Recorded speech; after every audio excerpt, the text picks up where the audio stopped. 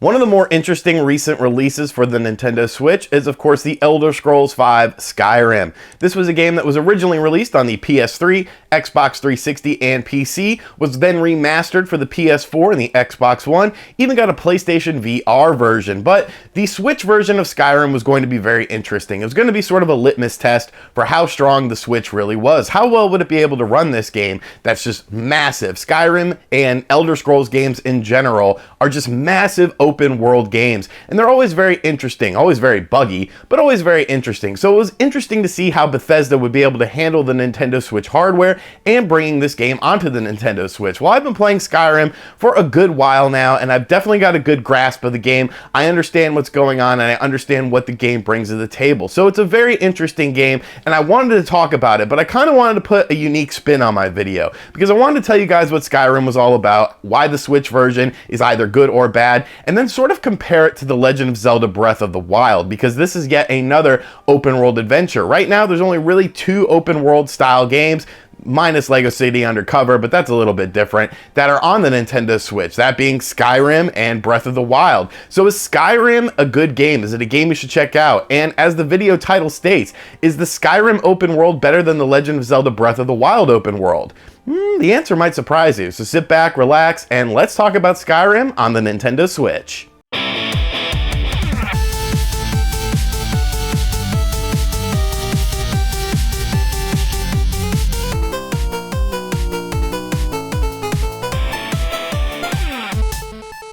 So Skyrim starts out where you're on your way to be beheaded. Yes, you're getting your head chopped off, and then a giant dragon comes along and pretty much kind of saves you, but also destroys the village. And then you set out into this world and create your own adventure, create your own really unique adventure. And that's one of the big things about Elder Scrolls games, is they don't really hold your hand. There is a main story arc going on, and that ties in with the dragons. Basically, these dragons are inhabiting the world of Skyrim, and you have to figure out why, and you have the ability to take these dragons out. You are also given dragon abilities throughout the game, so you're sort of seeking out why you have these abilities, what these abilities could do for you, and that's really the main story arc in the game. But really, the big thing about Skyrim is just the ability to do whatever you want, however you want. When you start out the game, you choose your class, you choose your race, and it really makes an impact on the rest of the game for you. You know, you could be a Nord, you could be a thief, you could be all sorts of different things, and that's one of the cool aspects about Skyrim, is how different each class is. You could sort of tailor your class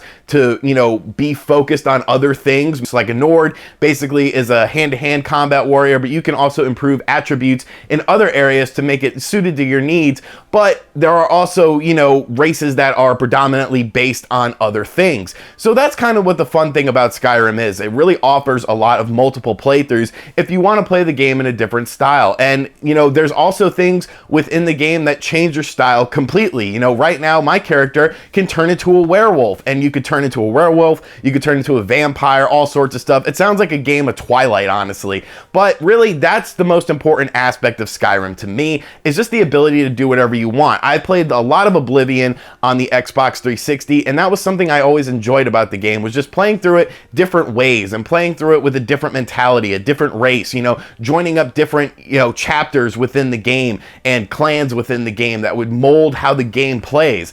And that's really one of the big draws to Skyrim for me personally, is just the ability to do whatever the hell you want. Now, running on the Nintendo Switch, Skyrim honestly surprised me. I played it originally on the PS3, and I only played it for a couple hours. I couldn't really get past all of these frame rate issues that the game just kept throwing at me. It was very choppy, it felt. It wasn't very smooth. The color palette was pretty bland. But this version of Skyrim is actually more so based on the remastered version. I wouldn't say it's a one-to-one replication of the remastered version, but it definitely uses remastered textures and assets in this version of the game, and it looks phenomenal, honestly. It looks fantastic on the handheld. It looks very solid on the television screen. There is some pop-up and whatnot within the game, but the game looks so much better than the PS3 version, and it runs so much better than the PS3 version, and that really impressed me with the game. That really helped, you know, suck me into this world of Skyrim and get lost within all of its lore and whatnot. And Skyrim is a game, like I said, it's going to take you a long time to get through. I am nowhere near done with the game.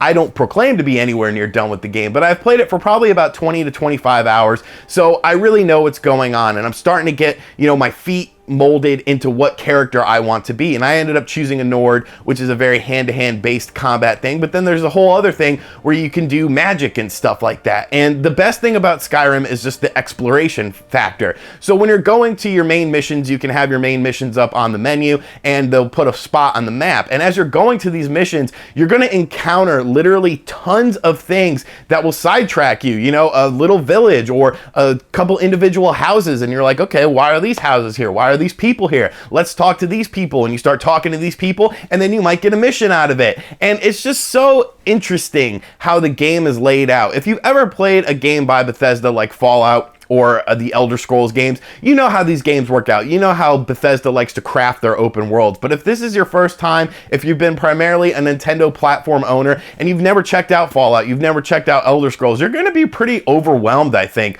with the amount of things to do. When you enter someone's house or you enter a cave or something, pretty much everything can be taken. And, you know, there could be ramifications of taking things if you get caught, that's stealing and whatnot. But, you know, it's fun to be able to find different things in caves and find different items, and everything you use sort of has a purpose. You know, if you find some apples, they might not replenish all that much health, but you can use an apple, or it's better to use a potion, honestly. So you might want to pick up some potions at the store, but you could buy houses, you can get married, you can, you know, like I said, join different clans, and all these different clans and whatnot have completely different mission variety. So if you join a certain clan, you're going to do those missions within that clan, and then if you play through the game again and you join a different clan, you're going to have a whole nother laundry list of different missions. So just the amount of content that Skyrim offers you is literally mind-blowing. There are people that have spent hundreds and hundreds of hours on Skyrim and have never completed the game. So that's a really interesting aspect to me. And the fact that this game is portable and it runs so well in portable mode with honestly no big frame rate hiccups, no graphical glitches or anything like that is very impressive to me. I love playing this game wherever I go, whether it's on the go, whether it's in bed, or whether it's on my television, because these huge epic RPGs, it's very hard for me to be tethered to a television screen. And Skyrim also includes some unique Switch features. There's motion control within the game that I've used a couple times just messing around, and it works okay. It's not Wii Motion Plus style, you know, it's not going to be one-to-one, but it was kind of fun, you know, swinging my sword with the Joy-Con and whatnot. That was pretty cool. There are some Legend of Zelda items in the game as well. You have the Hyrule Shield, and of course the Master Sword and the Breath of the Wild style tunic, and that's really cool too. That's a nice little neat addition. There's a way to sort of, you know, get it early if you use an amiibo, or you can get it within the game. So this is not, you know, locked behind the amiibo. This is available to anyone in the game. The soundtrack of Skyrim is very nice, very whimsical, very feeling of the era you're in. And, you know, Skyrim is a really fun game. There's a lot to do and a lot to see. Now, the question is, now that we've gotten the basics of Skyrim out of the way, now that we've gotten the fact that the game looks good, it plays good, it's a very solid game on the Nintendo Switch, is it a better open world game than Breath of the Wild? And I'm going to say yes with an asterisk. So the yes comes into play with the fact that there is so much more to do in Skyrim's world than Breath of the Wild's world. But I think that was by design, honestly. You know, Skyrim is supposed to be, and Elder Scrolls games and Bethesda games in general have these open worlds where you can do a lot of things, but they're also much smaller open worlds. Not to say that Skyrim has a small open world, but when you compare it to Breath of the Wild, it's like night and day. And Breath of the Wild is supposed to be sort of a desolate game, sort of a game that once you finally encounter something, it's supposed to be like monumental, because you have all these periods of downtime where there's nothing going on in these barren plains, and, you know, just random enemies sort of hanging out in these plains. So they're sort of designed differently. But as far as, you know, creating an open world with a lot of interactivity, I think Skyrim is better in that aspect, because there's always things going on. There's always things to discover. There's always things that you can do, and, you know, characters to meet, and landmarks to investigate, and houses to rummage through. So in that aspect, I like Skyrim more so as an open world game. But the asterisk also comes into play with just the physics of the game.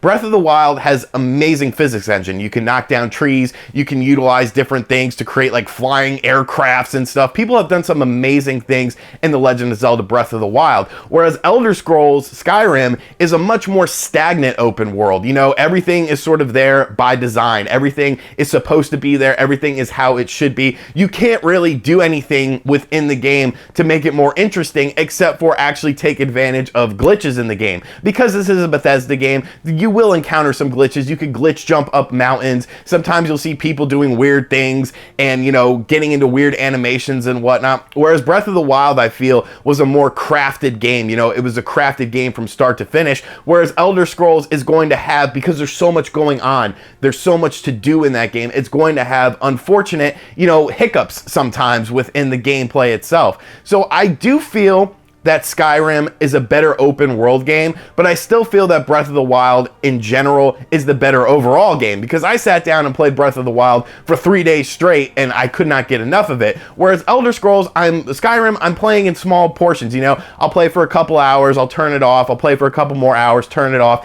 It's not a game that's really going to suck you in like Breath of the Wild did, in my opinion. And so with that being said, I do feel that if you enjoy open world games, if you enjoy games where you're just exploring and, you know, you're coming across different things, different creatures, different people, different houses and stuff, you're gonna have a lot of fun with Skyrim. There's a lot to do, there is a lot to see, even though the map is smaller. There's a bunch of fun stuff to do, but as a whole, I do still like Breath of the Wild as a game from start to finish, because it's more cohesive, it more has, you know, that prominent story arc, and it feels like, you know, a different open world. I wouldn't say better, because Skyrim has the better open world in my opinion, but it's just different, and that's by design in my opinion. And once you factor in the physics and whatnot, I think Skyrim is still a fantastic game, but it's still not as good as Breath of the Wild. But it's definitely a game you should check out, especially if you're a fan of Breath of the Wild. If you like those style of games, you're gonna love Skyrim. It plays great on the Switch, it looks great, it runs great, there's a lot to do, a lot to see, and I think it's a very enjoyable game. Definitely one of the highlights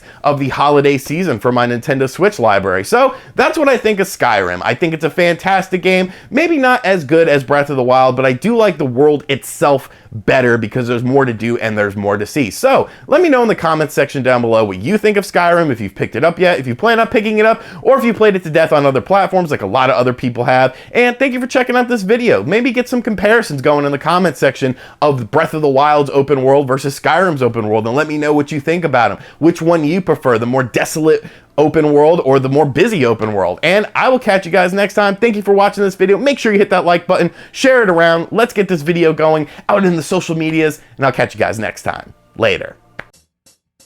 RGT 885, RGT 885.